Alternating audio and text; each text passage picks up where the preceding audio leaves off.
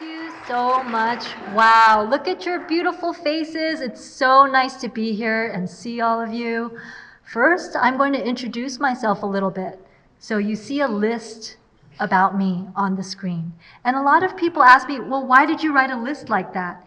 First, because I want to introduce myself, and second, because if any of you dreams about becoming a writer or an illustrator, one of the number one questions I get is, where do you get your ideas? And this is something you can do. You can write a list of 10 things that describe you, 10 things that are important to you, or even 10 things that you dislike. So I'll go through my list really quickly. My name is Helena. I live in Los Angeles. I'm Korean American.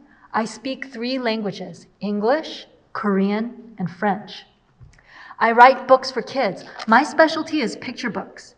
But even when I was in the 5th grade, 6th grade, I kept reading picture books. Why? Because I thought that maybe someday I'll be a picture book author. And so even in college, even as a grown-up, I kept reading picture books. And I collect them too. I have tons of picture books at home. I love going on walks, especially with my dog Sherwin. And if we have time, I'll show you a photo of him at the end. I love dragons. When I was your age, I dreamed of soaring through the sky on a dragon. It was my dream to ride a dragon, and it's still my dream. Even in my imagination, I often dream about dragons. I'm good at skating, especially ice skating and roller skating. I love the beach, and my favorite fruit is watermelon. These things have almost always been true about me. Next slide. So I chose 3 things. Why? 3 things about me. Because those are the 3 things that I wanted to focus on when I was writing my newest book, Sora's Seashells. Number 1, my name, Helena. There I am. When my parents and I first came to the United States, I was almost 2.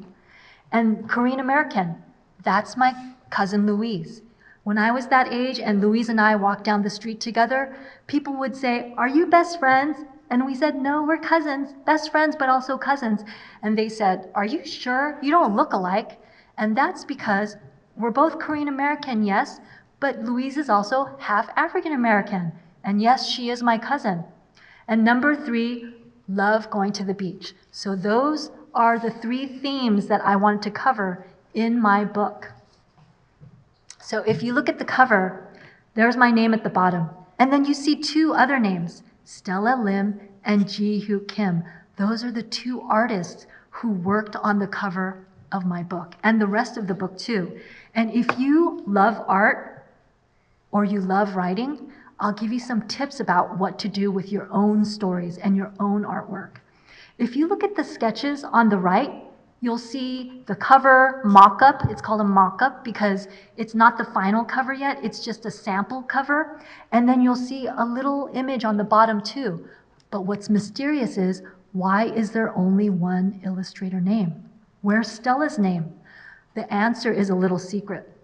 So I know a lot of you have homework, and when you have homework, you have a deadline for when you're supposed to turn in that homework, right? Well, Kim was the original illustrator for Sora's Seashells, but he got very, very sick. So sick he had to spend several months in the hospital.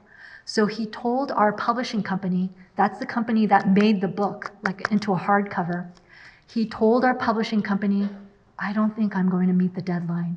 I think you need to find a new artist to finish the book for me because I'm so sick." So that's why the publishing company hired Stella. And some people ask, are they a married couple or are they brother, sister, or cousins? They don't actually know each other. The publishing company hired them separately because they're both experts in watercolor. And has anybody painted with watercolors before? Wow, so many of you. Okay, there are many artists in the audience. I've painted with watercolors too. And the cool thing about watercolors is that you just need a tiny speck of paint, and then you add water, and then you get this whole ocean of color. That's why watercolors were used to illustrate this book, because most of it takes place by the ocean. Okay, so let me read you the story. Sora's grandmother Halmani visited from far away every summer. The day after she arrived, they took the bus to the beach, where they combed the shore for seashells together. So the word Halmani I'm sure some of you know that it means grandmother in Korean. And some people ask me, why did you put a Korean name in this book? It's because I wanted to introduce people to a Korean word. If you say the word 할머니 quietly to yourself, 할머니, 할머니, you just spoke Korean to yourself. Isn't that kind of neat? That's why I put the word 할머니 in there. They found shells with pale pink lines, others with smooth white ridges. Some were as big as Sora's hand, others as tiny as a button. 할머니 chose the prettiest shell and tucked it into her pocket. Look at that watercolor. Isn't that so beautiful? And this is a really strong memory for me. I used to go to the beach a lot, Santa Monica, Malibu, while I was living in LA. One of the reasons why is because my parents and I, we did not have a lot of money. But you don't need any money to go to the beach and have a good time. You can build sand castles, go swimming, look for seashells, buy a hot dog for a couple of dollars. So we used to go to the beach almost every weekend. On their walk to the bus stop, 할머니 placed the shell on a bench. Why did you leave the shell there? Sora asked. Can't we take it with us? It's a gift, 할머니 said, for anyone who sees its beauty. Sora glanced back at the shell. She wanted to take it home, but she followed 할머니 onto the bus. Some people ask me, how did you get the idea for this part? And I'll tell you how. When I was around your age, like I said, we went to the beach a lot. And there was this one beach near Orange County where you actually had to go down a staircase to get to the sand. And every time I went there, I'd find a beautiful shell on the last step of the staircase. And I thought, why does somebody keep leaving the most beautiful shell there? I tucked it into my pocket and took it home because when I see a beautiful shell, I want to collect it. And then we'd go back. And then there'd be another beautiful shell there. And then I realized someone is collecting beautiful shells and leaving it behind as a gift. So one day I decided, okay, I'm going to leave the shell there too as a gift. That's how I got the idea for this scene. Next. When they went back to the beach the next day, the shell was gone. 할머니, Sora said, someone took our shell. It wasn't ours. It was a gift, 할머니 said. Sora didn't agree, but she did not say anything. Instead, she decided to hide some seashells in her pocket when 할머니 wasn't watching. Oh, she has a little secret that 할머니 doesn't know. Okay. By the time 할머니 left, Sora had a jar full of shells. I love this page. And you know why I love it? Because when I was Sora's age, I did not have my own room. We didn't have a lot of money, so I had to share a bedroom with my parents. My bed was in one corner of the apartment, and my parents' bedroom, we had a one-bedroom apartment, and so in the bedroom, my bed was in one corner, and my parents' bed was in the other corner. And I dreamed of having a bedroom like Sora's, with a play tent and a crate full of toys and bookshelves. And so whenever I needed to have a little privacy or read a book and I didn't want to be bothered, I'd actually go into one of our empty closets. There was a light and I could read. I could spend hours in there by myself. So I dreamed of having a room like Sora's. A few weeks later, Sora began kindergarten. Most of the kids were nice, but a few were not. One said, "Your name is weird." Another said, "Are you sure your name isn't Sarah?" Sora tried to ignore them, but her stomach hurt every time. This page is really cool because it was the illustrators who came up with how to draw all the characters, the clothes, the hair, everything. And you know, when I was speaking with the younger crowd earlier, before you came in with the kindergartners, first graders, one of them raised their hand and said, did you hire the illustrators?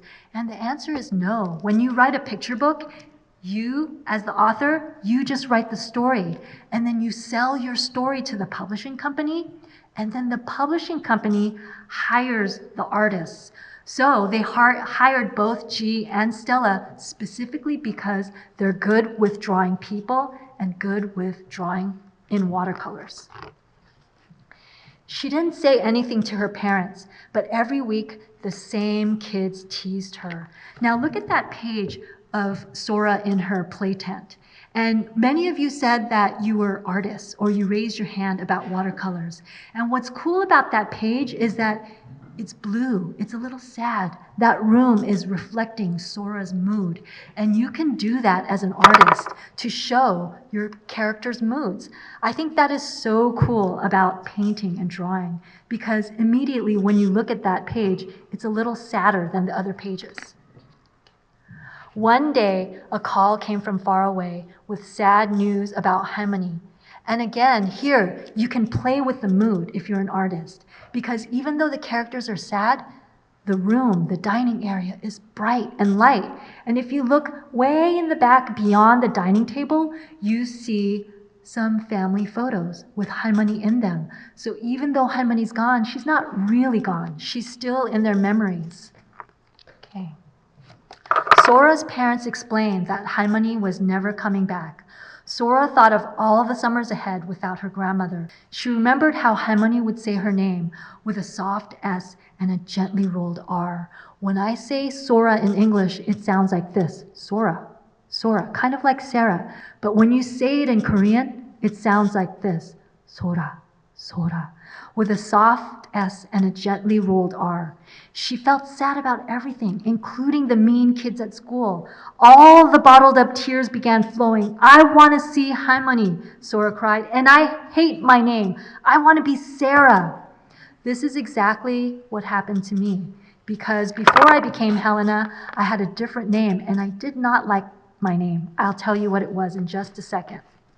Sora's parents looked at her and at each other. Then the three of them went to the beach. This is probably one of my favorite pages in the book because this is such a strong memory for me, driving with my parents to a beach near LA. And we used to go to the seashore and look for seashells. So I love the watercolors, the sunset. I just love the work that artists do. Okay. They walked down to the shore. After a little while, Sora's mother picked up the most beautiful shell. It had pale pink stripes and smooth ridges, just like Harmony's favorite. Sora means seashell in Korean, her mother said.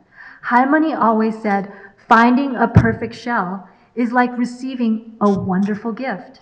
That's why she suggested we name you Sora. Sora's parents held her close. You're our greatest gift, Sora. So now I'm going to read the rest of the book, but the images are not on screen because I hope that you'll pick up a copy of the book at your school library or local library or bookstore. And I want you to look closely at the expressions on the kids' faces and on the teacher's face. I think it's so neat. The next week, Sora brought her jar of seashells to school for show and tell. When she got up to speak, a few kids started giggling. Sora took a deep breath. In a loud, strong voice, she said, in Korean, Sora means seashell. My grandmother Harmony told my parents that I was a gift, just like a perfect shell. So they named me Sora. Wow, Sora's being so brave here. Sora gave her teacher a shell. She gave each of her friends a shell. Then she looked at the kids who teased her. This is such an important moment because when you look at the bullies' faces, they look so insecure. They look worried that they won't get a shell. What will Sora do now? Will she get her revenge? Is she going to be mean back to the bullies? Let's see. Sora gave each of them a beautiful shell. One looked at the shell and said, your name makes sense now. Another said, yeah, Sora sounds like a superhero name.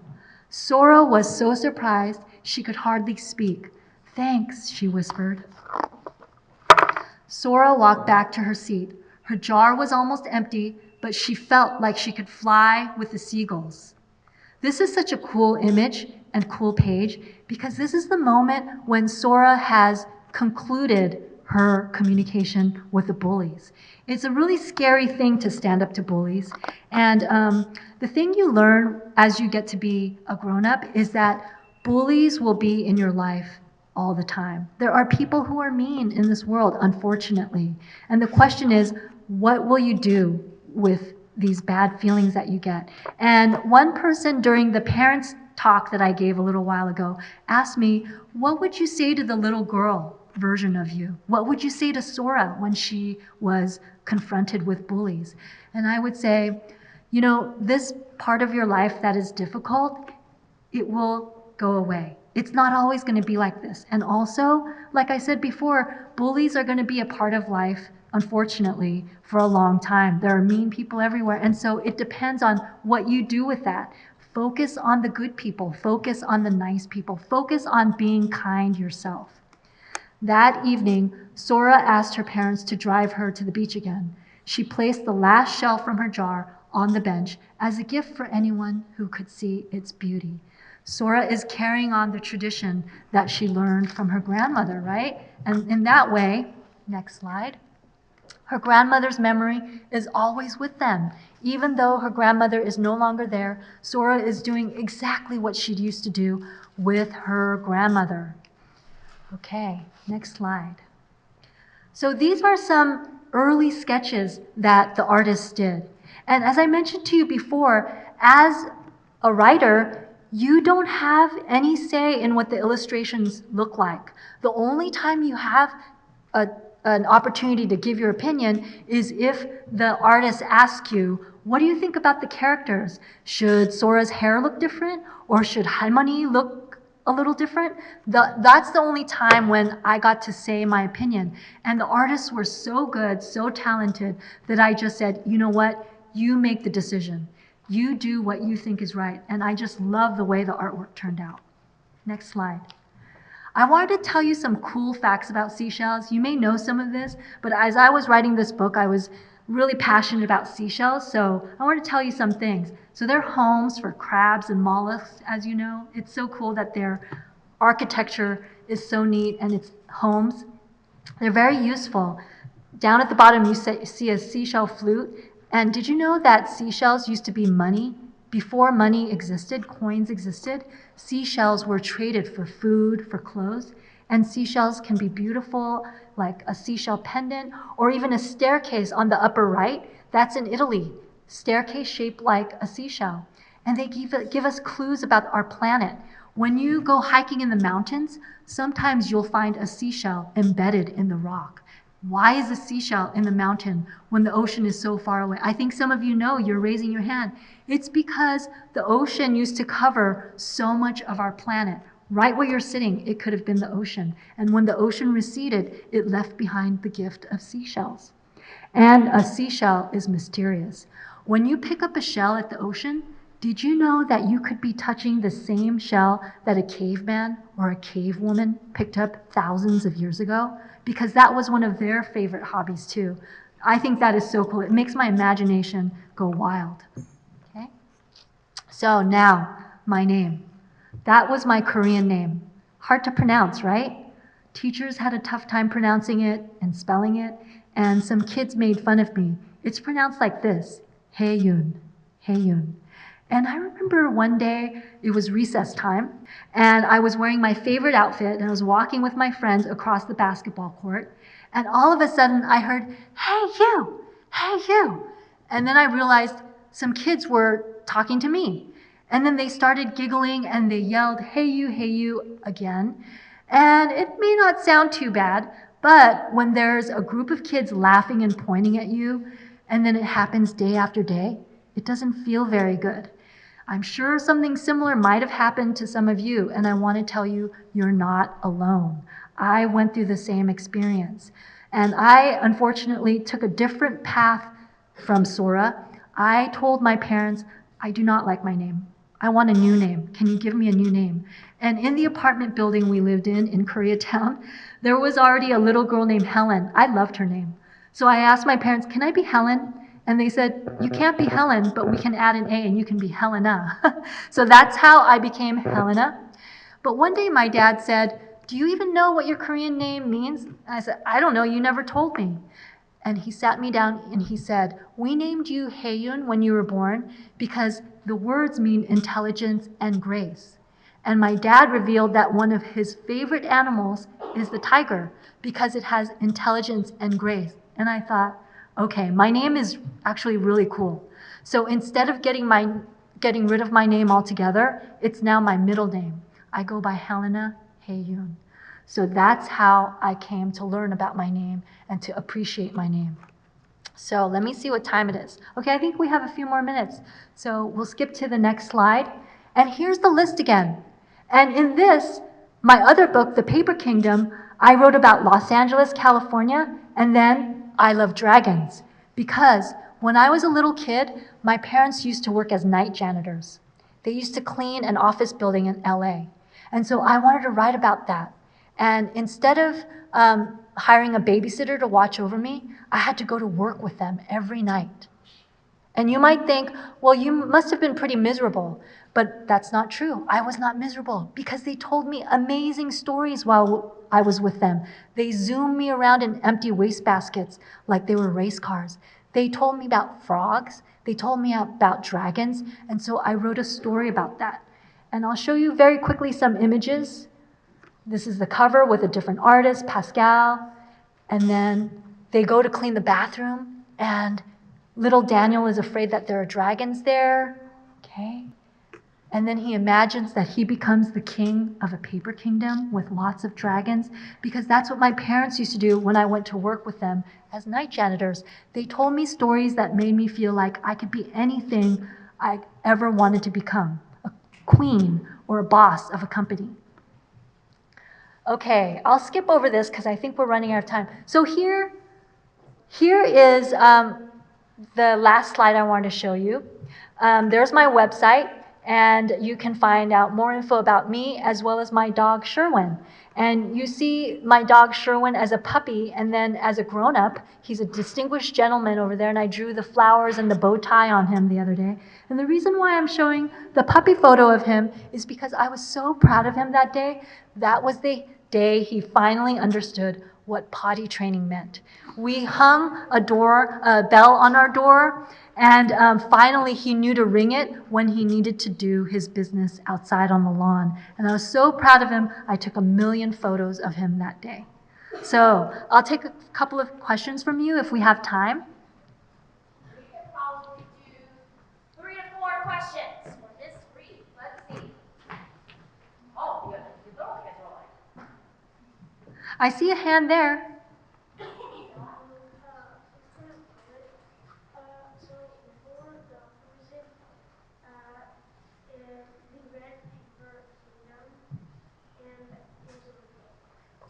They read Paper Kingdom in their class, and it was a really good book. Oh, thank you so much. It's probably my most personal book, so thank you for reading it. Questions? Audrey back there?